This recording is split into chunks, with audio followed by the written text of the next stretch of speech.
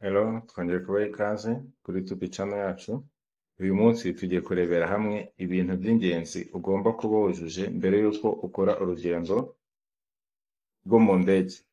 Urugendo rwo mu ndege ni urugendo abenshi muri twe bajya gukora bari bamaze igihe kinini babirota cyangwa bifuza kubikora. Ariko si urugendo nk'izindi ngendo dusanzwe tuzi, yaba urwo muri bisi, kuri moto n'ibindi. Mbere yuko urukora hari ibintu byinshi ugomba kuba uzi cyangwa wujuje. Bimwe muri ibyo, icya mbere ugomba kuba ufite pasiporo.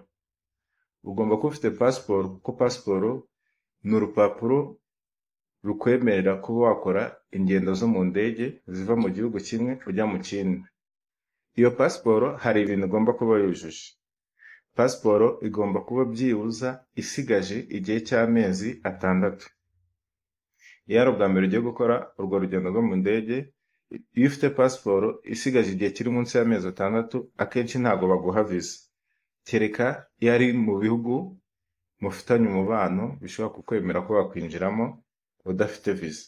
Ariko iyo ari igihugu kidafitanye umubano wihariye n'igihugu cyawe, akenshi ntibaguha visa cyangwa uburenganzira bwo kuba wakwinjira muri icyo gihugu icyo waba ugiye gukorayo cyose. Icya kabiri, ugomba kuba ufite visa.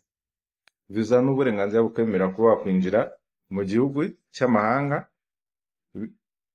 bitewe n'icyo ugiye gukorayo.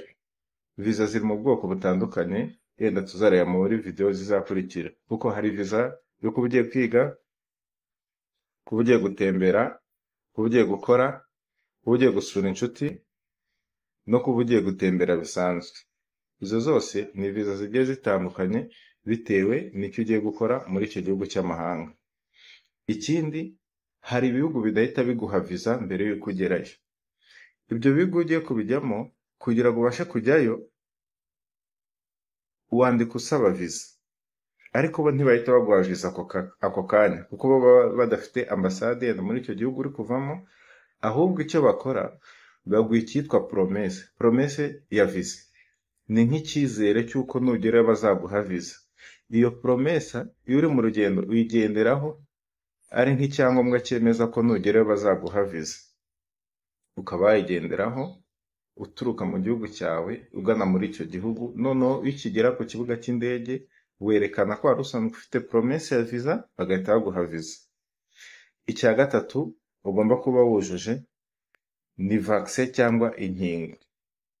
Ibihugu byinshi byo ku isi, mbere yo kubyinjiramo, hari inkingo z'ibanze ugomba kuba ufite bitewe n'igihugu n'akarere kirimo. Hari ibihugu byo mu turere tumwe na tumwe biba bifite inkingo zabyo zihariye. Ariko urukingo rwa mbere ibihugu byinshi hafi ya byose byo ku isi bihuriraho ni urukingo rwitwa yellow fever cyangwa fievre jaune. Urwo rukingo ugomba kuba wararuhawe byibuza iminsi 10 mbere y'uko ukora urugendo. Bishatse kuvuga ko iyo witegura kugenda kugira aho ujya, ugomba kuba wariteje urukingo rwa fievre jaune. Iyo utabigenze gutyo rero, bigusaba yuko mbere y'urugendo uba wararwiteje, kuko urwo rukingo ni urukingo rumara imyaka 5, hamwe na hamwe hari n'igihe barugutera rw'ubuzima bwose bakaguha agakarita. Rero mbere y'uko ukora urugendo rwo ari rwose, ugomba kuba warebye niba byibuze ibyo 3 by'ibanze ubifite, kugira ngo uvuge ati urugendo nshaka gukora narukora kandi nkagera aho ngiye nta kibazo kibaye. Mwakoze kudukurikira, ntimwibagirwe gukora subscribe, share, munaduhe comment.